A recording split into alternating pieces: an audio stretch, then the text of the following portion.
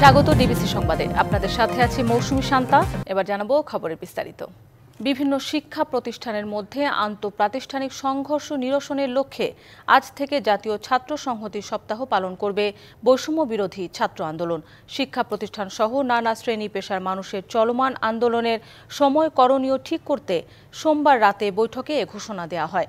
এতে অংশ নেন ফ্যাসিবাদ বিরোধী আন্দোলনে অংশ নেয়া বিভিন্ন ছাত্র সংগঠনের প্রতিনিধিরা। ছিলেন ছাত্রদল, ছাত্র শিবির, ছাত্র সমাজ, জাসদ ছাত্রলীগ, কওমি ছাত্র ফোরাম সহ ১৯টি সংগঠনের কর্মীরা। এ সময় শিক্ষা প্রতিষ্ঠানে বিশৃঙ্খলা ও রাষ্ট্রীয় সম্পদ ধ্বংস না করার আহ্বান জানান বৈষম্য বিরোধী ছাত্র আন্দোলনের আহ্বায়ক হাসনাত আব্দুল্লাহ।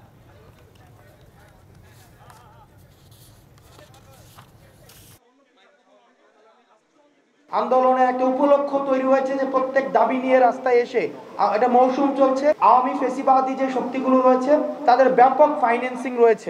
আগামী এক সপ্তাহ আমরা জাতীয় ছাত্র সংহতি সপ্তাহ ঘোষণা করছি। আমাদের যে ঐক্যবদ্ধ থাকার কোনো বিকল্প নেই সেই বার্তাটি পৌঁছানোর জন্য এবং প্রাতিষ্ঠানিক মেলবন্ধন আমাদের সুদৃঢ় করার জন্য আমাদের এই কর্মসূচিটি ঘোষণা করা হয়েছে। বগুড়া ও রাজশাহীতে প্রথম আলোর কার্যালয়ে হামলা ও ভাঙচুর করা হয়েছে। সোমবার রাত 10:30টার দিকে বগুড়া শহরের জলেশ্বরীতলা এলাকায় 8টি মোটরসাইকেলে 20 থেকে 22 জন মুখোশধারী দুর্বৃত্ত এ হামলা চালায়। হামলাকারীরা বাইরে থেকে পাথর ছুঁড়ে কাঁচের দেয়াল ও সাইনবোর্ড ভাঙচুর করে পালিয়ে যায়।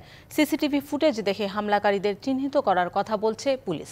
এদিকে সোমবার দুপুরে আলেম ওলামা এবং তাওহিদি জনতার ব্যানারে রাজশাহীর বোয়ালিয়া থানার মোড়ে প্রথম আলো অফিসের সামনে মানববন্ধন হয়। এ সময় তারা প্রথম আলো ও ডেইলি স্টারের বিরুদ্ধে দেশবিরোধী তৎপরতার অভিযোগ এনে বিভিন্ন স্লোগান দিতে থাকে। অফিস তালাবদ্ধ থাকায় এক পর্যায়ে তারা সাইনবোর্ড ভাঙচুর করে খুলে নেয়। পরে প্রথম আলো পত্রিকা পুড়িয়ে বিক্ষোভ করে। এসব হামলার ঘটনায় তথ্য উপদেষ্টা নাহিদ ইসলাম বলেন, গণমাধ্যমে হামলা ও বন্ধের চাপ সহ্য করা হবে না। পত্রিকা অফিসে ভাঙচুর করা, সেটা পত্রিকা বন্ধের জন্য চাপ প্রয়োগ করা, সেটা আমরা সমর্থন করি না এবং এটা আমরা এই ধরনের ঘটনা পরবর্তীতে ঘটলে এটা টলারেট করা হবে না। ভাঙচুরের ঘটনায় যারা জড়িত তাদের বিরুদ্ধে অবশ্যই আইনগত ব্যবস্থা নেওয়া হবে। যশোরের সন্ত্রাসী হামলায় পণ্ড হয়ে গেছে বাউল গানের আসর। অভিযোগের তীর যুবদল, ছাত্রদলের নেতাকর্মীদের দিকে। সোমবার বিকেলে মনিরামপুর উপজেলার শ্যামপুর ইউনিয়নের পারদিয়া গ্রামের এই অনুষ্ঠানে এ হামলা চালানো হয়। এ ঘটনার পর থেকে ভুক্তভোগী পরিবার সহ সাধু সংঘে আসা বাউল শিল্পীদের মাঝে আতঙ্ক বিরাজ করছে। অভিযোগ উঠেছে, রবিবার বিএনপি নেতা ফারুক হোসেন তাকে সাধু সংঘ বন্ধ করতে বলেন। অনুষ্ঠান বন্ধ করতে অপারগতা জানালে সোমবার প্রথমে যুবদল নেতা গিয়ে হুমকি দেয়। পরে ইউনিয়ন ছাত্রদলের সহ সভাপতি শামীম খাঁ, জগন্নাথ সহ 3 জন তার বাড়িতে চড়াও হন। এক পর্যায়ে তারা মন্টু ফকিরের আখড়াতে হামলা চালান। ভাঙচুর করা হয় চেয়ার, হাঁড়িপাতিল, ছিঁড়ে ফেলা হয় সামিয়ানা। এ সময় কয়েক হাজার টাকা লুট করা হয়। হঠাৎ করে আছে যুবনেতা, ওনার নাম হচ্ছে হজরত আলী। এই বাড়ি কোনো রান্না বাড়া হবে না। 15টার দিকে শামীম, তার সহকারী মোটরসাইকেল 2 জন জুনিয়র ছিল, একটা নাম জগ, মোটির দানি কপ কাপ শুরু করে দিয়েছে। এই বাড়ি ঘরে হামলা হয়েছে, বাড়ি ঘর ভাঙচুর করেছে। যে আশ্রমে সাধুগুরুরা থাকে সেই ঘরটা ভাঙচুর করেছে। এই অনুষ্ঠানটা যারা পণ্ড করতে চেয়েছে তাদের একটা বিচার হোক। নতুন বই ছাপানোর শুরুতে ধরা পড়েছে অনিয়ম। আনন্দ প্রিন্টার্সে ছাপানো প্রাথমিকের বইয়ে ত্রুটি ধরা পড়ায় এই ছাপাখানার 10,000 বই জব্দ করেছে জাতীয় শিক্ষাক্রম ও পাঠ্যপুস্তক বোর্ড এনসিটিবি। আওয়ামী লীগের সাবেক এক প্রভাবশালী মন্ত্রী স্বজনের এই ছাপাখানার এই ঘটনা কি শুধুই অনিয়ম নাকি রাজনৈতিক, তাও খুঁজছে এনসিটিবি। এদিকে অভিযুক্ত প্রিন্টার্সের কার্যালয়ে গেলেও ব্যস্ততার অজুহাত দিয়ে কথা না বলে সটকে যান মালিক। নতুন বছরের শুরুতেই শিক্ষার্থীদের হাতে বই তুলে দেওয়ার পাশাপাশি এবার বইয়ের মানের উপরও জোর দিয়েছে সরকার। সব দিক নিশ্চিত করে এরই মধ্যে প্রাথমিকের বইয়ের ছাপার কাজ শুরু হয়েছে। তবে শুরুতেই ধরা পড়েছে অনিয়ম। আনন্দ প্রিন্টার্সে প্রাথমিকের ছাপানো বইয়ে পাওয়া গেছে অনিয়ম ও ত্রুটি। সম্প্রতি এই প্রিন্টার্সের 10,000 কপি বই জব্দ করেছে এনসিটিবি। শর্ত ছিল, স্পেসিফিকেশন ছিল, তার থেকে সেই শর্ত ভঙ্গ করে তারা বই ছাপছিল। বিশেষ করে বাধাইয়ের মান খুবই খারাপ ছিল। সেই কারণে কাগজের উজ্জ্বলতা নিয়েও তারা প্রশ্ন করেছে। তবে সেটা পরীক্ষাগারে পাঠানোর জন্য তারা রিপোর্ট দিয়েছে। তো বইয়ের বাধাই যদি খারাপ হয়ে যায় তাহলে তো শুরুতেই একটা সমস্যা হয়ে গেল। সেই ক্ষেত্রে 10,000 থেকে 20,000 বই এরকম তারা চিহ্নিত করেছে। এনসিটিবি বলছে বিষয়টি শুধুই অনিয়ম দুর্নীতি নাকি রাজনৈতিক যোগসূত্র রয়েছে তাও খতিয়ে দেখছে তারা। তো আশ্চর্য লেগেছে যে তাদের তো দীর্ঘদিন ধরে তারা কাজ করছেন, তো সেই ক্ষেত্রে তাদের বাধাইয়ের ব্যাপারে তাদের অবহেলা থাকবে এটা কখনোই প্রত্যাশিত নয়। তাকে আমরা সতর্ক করে দেওয়ার পরেও যদি এ ধরনের ঘটনা ঘটতে থাকে তাহলে অবশ্যই আমরা ব্যবস্থা গ্রহণ করব। অন্য কিছু আছে কিনা গোয়েন্দা সংস্থা আছে, তারা এটা তাদের রিপোর্টে আশা করি আমার মনে হয় সে ধরনের কোনো বিষয় থাকলে অবশ্যই উঠে আসবে। রাজধানীর ফকিরাপুলে আনন্দ প্রিন্টার্সের কার্যালয়ে গেলে ব্যস্ততার অজুহাত দেখিয়ে পাশ কাটিয়ে যান প্রতিষ্ঠানটির কর্ণধার রব্বানী জব্বার।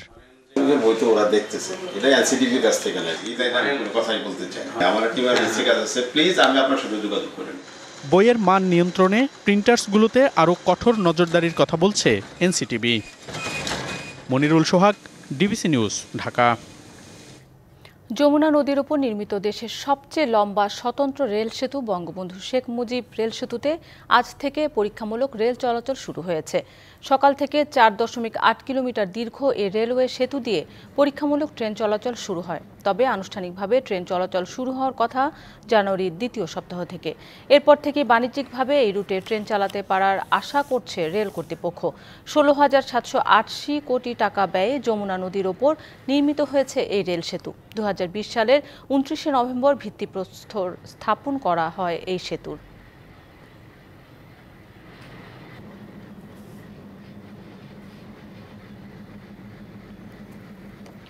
যমুনা নদীর উপর নির্মিত দেশের সবচেয়ে লম্বা স্বতন্ত্র রেল সেতু বঙ্গবন্ধু শেখ মুজিব রেল সেতুতে পরীক্ষামূলক ট্রেন চলাচলের বিষয়ে বিস্তারিত জানাতে আমাদের সাথে যোগ দিচ্ছেন সিরাজগঞ্জ ও টাঙ্গাইল থেকে আমাদের সহকর্মীরা। প্রথমে চলে যাচ্ছে সিরাজগঞ্জে, সেখানে রয়েছেন আমাদের সহকর্মী খালিদ হৃদয়। খালিদ, সবচেয়ে লম্বা স্বতন্ত্র রেল সেতুতে পরীক্ষামূলক ট্রেন চলাচলের বিষয়ে জানাবেন। জি শান্তা, আমি ইতিমধ্যে জানিয়েছি যে এই বাংলাদেশের যে সর্ববৃহৎ স্বতন্ত্র যে রেল সেতু রয়েছে যমুনা নদীর উপরে, যে বঙ্গবন্ধু শেখ মুজিব যে রেল সেতুটি হয়েছে সেটি কিন্তু আজকে কিন্তু সেটি যে এই যারা রেল কর্তৃপক্ষ রয়েছে তারা কিন্তু আনুষ্ঠানিকভাবে কিন্তু যে পরীক্ষা নিরীক্ষা রয়েছে রেল চলাচলের এই ট্র্যাকের উপর দিয়ে সেটি কিন্তু আজকে কিন্তু সকাল থেকেই কিন্তু শুরু হয়েছে। এবং এই সেতুতে কিন্তু আপনি জানেন যে 4.8 কিলোমিটার দৈর্ঘ্যের কিন্তু এই সেতু কিন্তু অত্যাধুনিক সুপার স্ট্রাকচার দিয়ে কিন্তু নির্মাণ করা হয়েছে।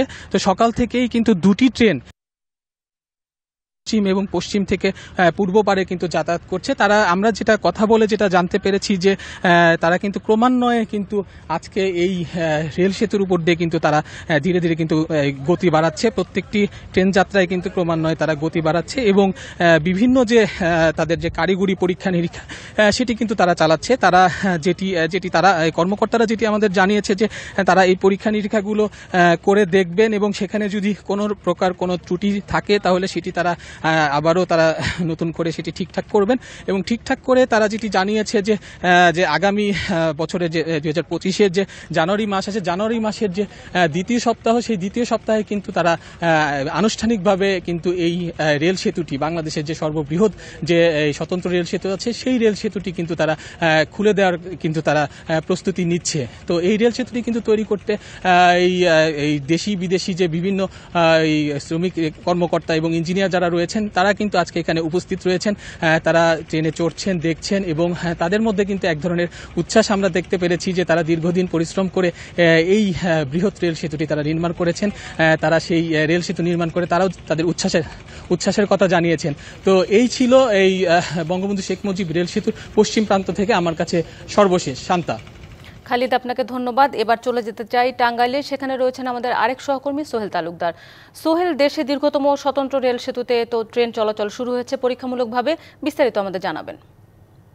শান্তা, খালিদ যেমনটা জানাচ্ছিল ঠিক একই রকম অবস্থায়, এবং এই ট্রেন যে 9:42 থেকে পরীক্ষামূলকভাবে যেটি শুরু হয়েছে সেই শুরু হওয়ার পরে থেকে কিন্তু এক ধরনের উচ্ছ্বাস যে এখন পর্যন্ত 4 একটি ট্রেন এই সেতুর উপর দিয়ে ট্রায়াল হয়েছে এবং সেই ট্রায়ালে এখন পর্যন্ত কোনো ত্রুটি তারা পরিলক্ষিত হয়নি। যারা কর্তৃপক্ষ বলছেন যে কোনো প্রকার ত্রুটি তারা লক্ষ্য করেননি, যার ফলে কিন্তু পর্যায়ক্রমে যে ট্রেনের গতি যেটি সেই গতি কিন্তু তারা বাড়াচ্ছেন। শুরুতে 20 কিলোমিটার ব্যাগে ট্রেনের গতি থাকলেও এখন কিন্তু সেটি বাড়িয়ে 25 বা 30 পর্যন্ত করা হচ্ছে এবং পর্যায়ক্রমে আধা ঘন্টা পরপর যেহেতু এই ট্রায়ালগুলো চলবে এবং পর্যায়ক্রমে কিন্তু সেই যে কাঙ্ক্ষিত গতি 100-120 কিলোমিটার ব্যাগে যে গতি সেই গতিতে তারা এই ট্রেন পরিচালনা করবেন এবং এটি সফলভাবে পরিচালনা হওয়ার পরে জানুয়ারির দ্বিতীয় সপ্তাহে এটি যে বাণিজ্যিক উদ্বোধনের যেটি কথা রয়েছে সেই কাজটি সম্পূর্ণ তারা করবেন।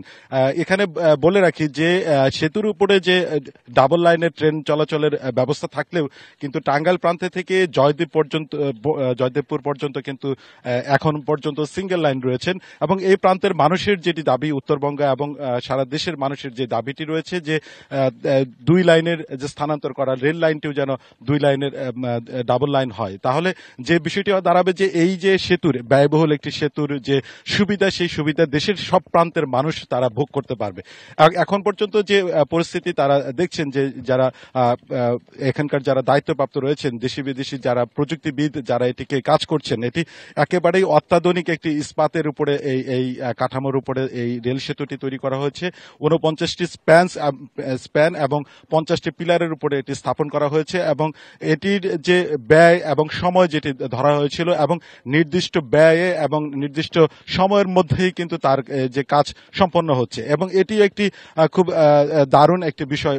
সাধারণ মানুষ বলছেন যে নির্দিষ্ট সময়ের মধ্যেই এই কাজ শেষ হচ্ছে, পাশাপাশি যে ব্যয়ের মধ্যে এটি করা হয়েছিল সেই ব্যয়ের মধ্যেই এই সেতুটির কাজ কিন্তু সম্পন্ন করা হচ্ছে, যার ফলে দেখা যাচ্ছে যে এই যে দেশের যে চলমান যে প্রকল্পগুলি রয়েছে সেই প্রকল্পের মধ্যে বঙ্গবন্ধু রেল সেতুর যে প্রকল্পের যে কাজ সেটি দেশি বিদেশি প্রযুক্তিবিদ এবং যে ঠিকাদারি প্রতিষ্ঠান রয়েছেন তাদের নিবেদিত এবং সততার ফলে কিন্তু খুব দ্রুততার সহিত সুন্দরভাবে কাজ সম্পন্ন হচ্ছে। এটি বঙ্গবন্ধু সেতুর উজানে ঠিক 300 মিটার উজানে এটি করা হয়েছে এবং সেই ক্ষেত্রে একটি পরিবেশবাদী যারা সংগঠন রয়েছেন তারা এই যে দুটি পাশাপাশি সেতু হওয়ার ফলে নদীর স্রোতে এবং নাব্যতার দিকে কোনো প্রভাব পড়ে কিনা সে বিষয়ে তারা সজাগ দৃষ্টি রাখার কথা বলছেন। শান্তা। সোহেল, আপনাকে ধন্যবাদ। সুনামগঞ্জের ছাতকের সাথে প্রায় 4 বছর ধরে বন্ধ সিলেটের রেল যোগাযোগ।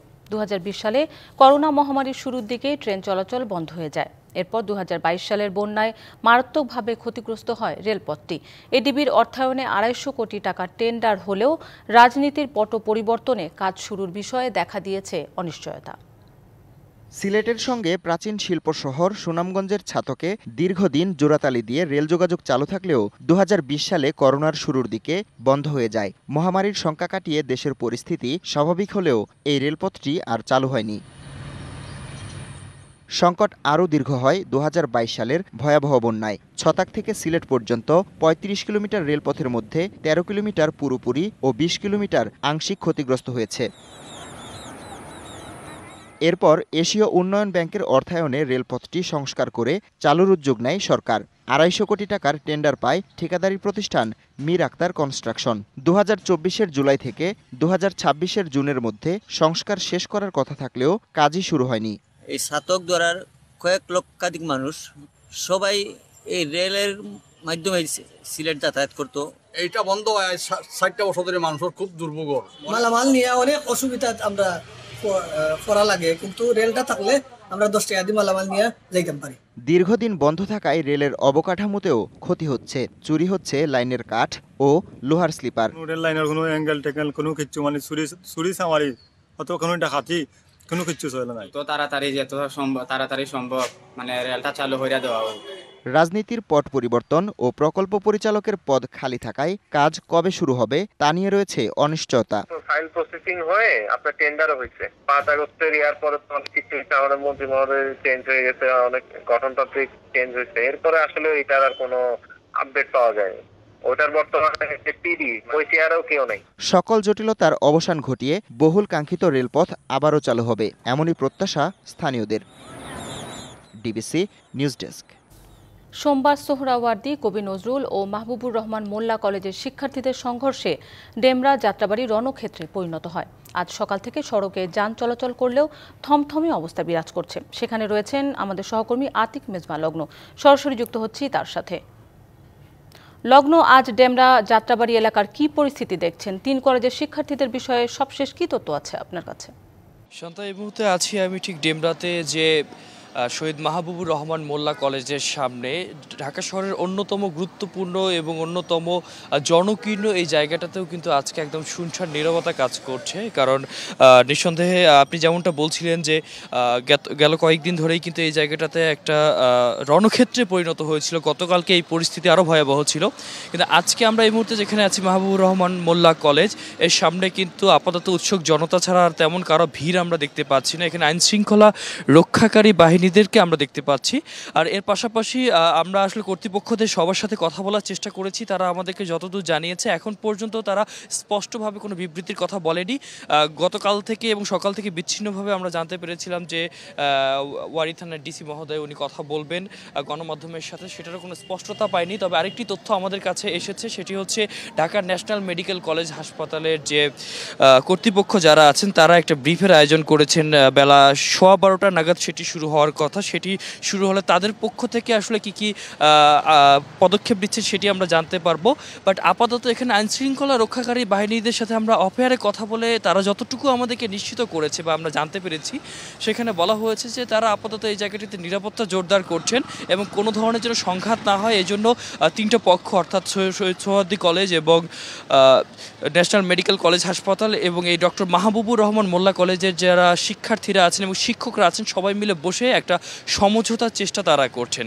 আর এদিকে যদি সার্বিক পরিস্থিতি বলি, একটা ভুতুরে এবং শুনশান নীরবতা পুরো জায়গাটা জুড়েই কিন্তু কাজ করছে। এখানে যদিও বা আজকে কলেজ চালু থাকার কথা ছিল, কিন্তু আজকে কিন্তু এখানে একটা ছুটির দিনের মতো একটা পরিবেশ দেখা যাচ্ছে। মানুষ খুব বেশি বাইরে বের হচ্ছে না, কিছু উৎসুক জনতা আছেন এবং কলেজের শিক্ষার্থীরা আসলে কেউ আসেনি। 2-1 অভিভাবককে দেখেছি আমরা, এবং এর পাশাপাশি কিছু শিক্ষার্থীরা যারা ছিল, যারা শুধু জায়গাটিকে পর্যবেক্ষণ বা দেখার জন্য এসেছেন। কিন্তু নিশ্চিতভাবে আসলে পাঠ্যক্রম চালু করার জন্য বা পাঠদান শুরু করার জন্য যে স্বাভাবিক পরিস্থিতি থাকার কথা, সেই পরিস্থিতি কিন্তু আমরা আসলে এখানে দেখিনি। আমরা যতদূর দেখতে পেরেছি, এখানে আসলে যে ভুতুরে পরিবেশ আছে, এই পরিবেশের মধ্য দিয়ে তারা আসলে এই জায়গায় যে গেল দিনের যে রণক্ষেত্র আছে এবং অনেকে আহত হয়েছেন এবং তাদের যে একটা ক্ষতির পরিমাণ সেটি আসলে নির্ণয় করার চেষ্টা করছেন। তবে 3টি কলেজ যখন একসাথে সমন্বিতভাবে আসলে বসে একটা সমঝোতায় আসতে পারবেন, তখনই আসলে বোঝা যাবে যে আসলে তারা কি সিদ্ধান্ত নিচ্ছেন বা 3টি প্রতিষ্ঠানের যে ক্ষতি হয়েছে কিংবা যে অভিজিতের মৃত্যুকে কেন্দ্র করে আসলে এই আন্দোলন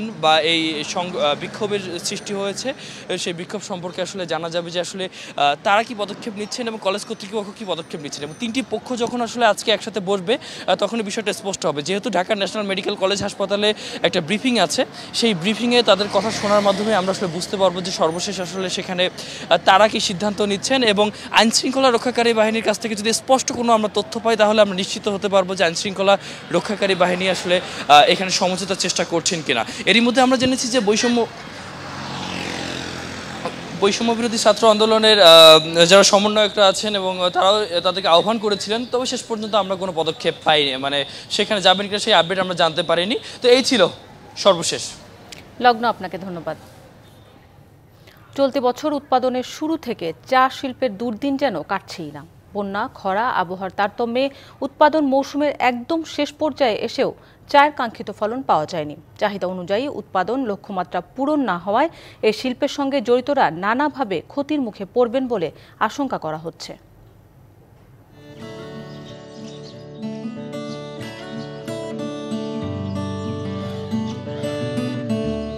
প্রকৃতির সবুজ চাদরে মোড়ানো 150 বছরের ইতিহাস ও ঐতিহ্যের অংশ চা বাগান। দেশে 168টি চা বাগানের মধ্যে 92টি অবস্থিত মৌলভীবাজার জেলায়। চা বাগান ও চা শিল্পের সঙ্গে জড়িত কয়েক লাখ মানুষ। এবার চায়ের ভালো ফলনের আশা করা হলেও বাস্তবে দেখা গেছে উল্টো চিত্র। অতিবৃষ্টি, বন্যা এবং প্রচণ্ড গরমে চা উৎপাদনে ভাটা পড়ে। জেলার সবকটি বাগানে কচি পাতার চরম সংকট দেখা দেয়। ভরা মৌসুমেও উৎপাদন বন্ধ রাখতে হয় অনেক কারখানায়।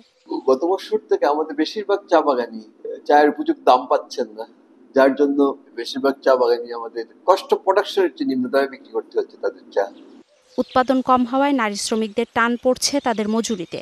গতবারে অনেক পাতি পাইছিল, এবারে পাতি নাই, আমরাও লস, কোম্পানিরও লস। আগামী বছরের অনুযায়ী আমরা সেভাবে টাকা পাইছি না। এবার চায়ের গুণগত মান নষ্ট হওয়ায় নিলামে চায়ের সঠিক দাম পাচ্ছেন না চা বাগান মালিকরা। এছাড়া চায়ের উৎপাদন খরচ দ্বিগুণ থাকায় নানাভাবে ক্ষতি হচ্ছে।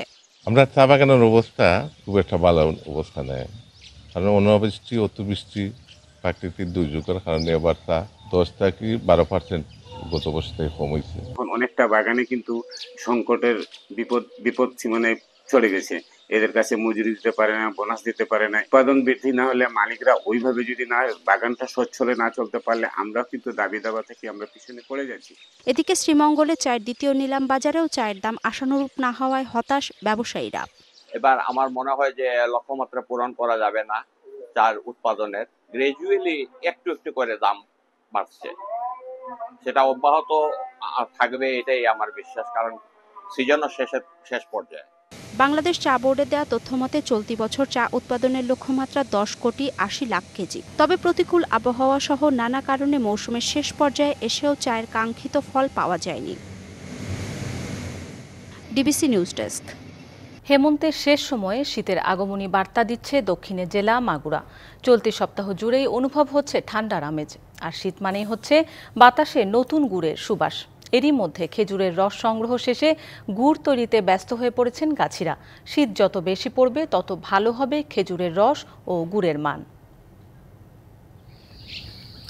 রাজশাহীর আব্দুল মালেক তার সঙ্গী সাথী নিয়ে মাগুরায় এসেছেন খেজুরের রস সংগ্রহ করতে। সদর উপজেলার রাঘবদার ইউনিয়নের পাটকেলবাড়িয়ার শ্মশান এলাকায় খেজুরের রস সংগ্রহের উৎসব চলছে। ভোর থেকে রস সংগ্রহে ব্যস্ত হয়ে পড়েন গাছিরা। সূর্য ওঠার পরপরই তা বাড়িতে এনে জাল দিতে হয়। হিমেল হাওয়ায় ঘরে ঘরে রস জাল দেওয়ার মম সুবাসে মোহিত চারপাশ।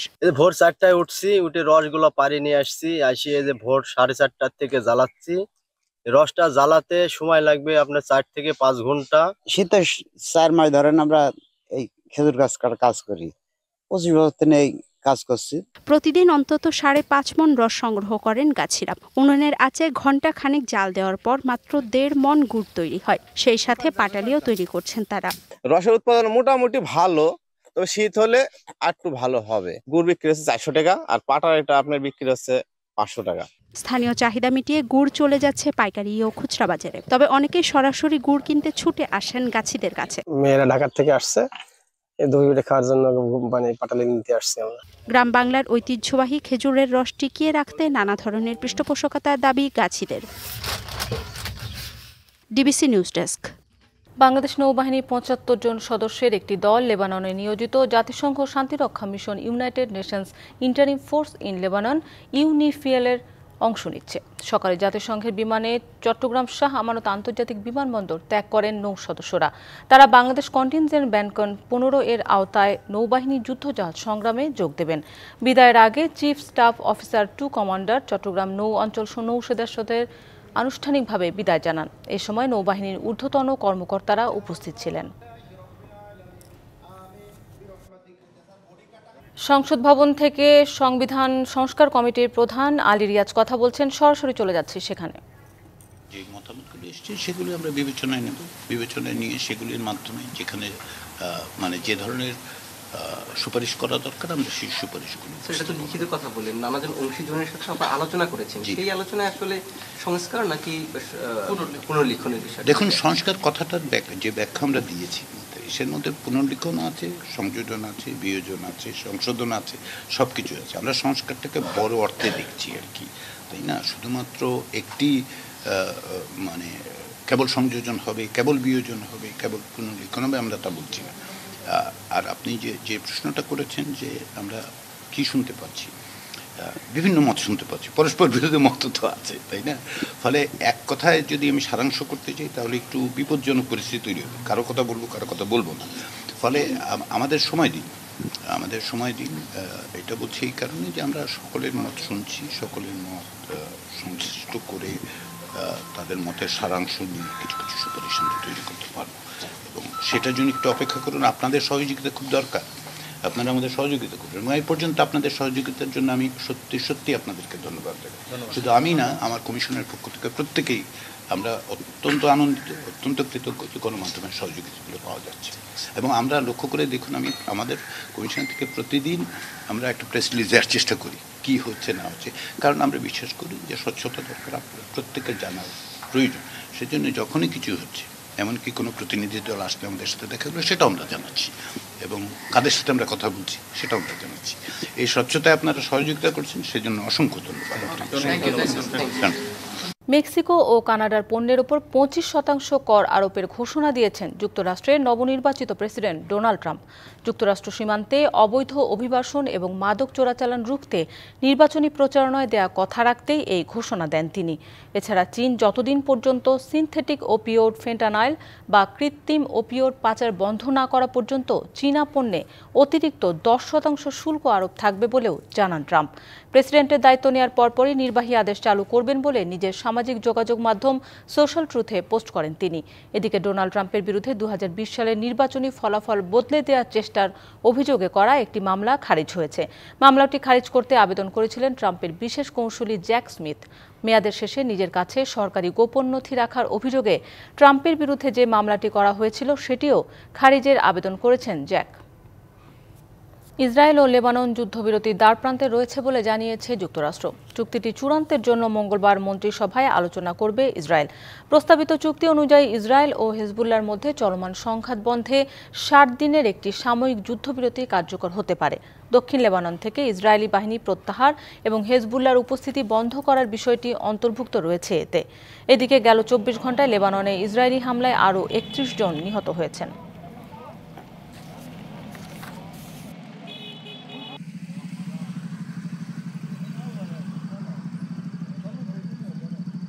ডিবিসি সংবাদে এই ছিল এখনকার মতো। ডিবিসি নিউজের সংবাদগুলো পড়তে ভিজিট করুন dbcnews.tv আর ভিজিট করুন ডিবিসি নিউজের ফেসবুক পেজ এবং ইউটিউব চ্যানেল। ডিবিসির সঙ্গেই থাকুন 24 ঘন্টা।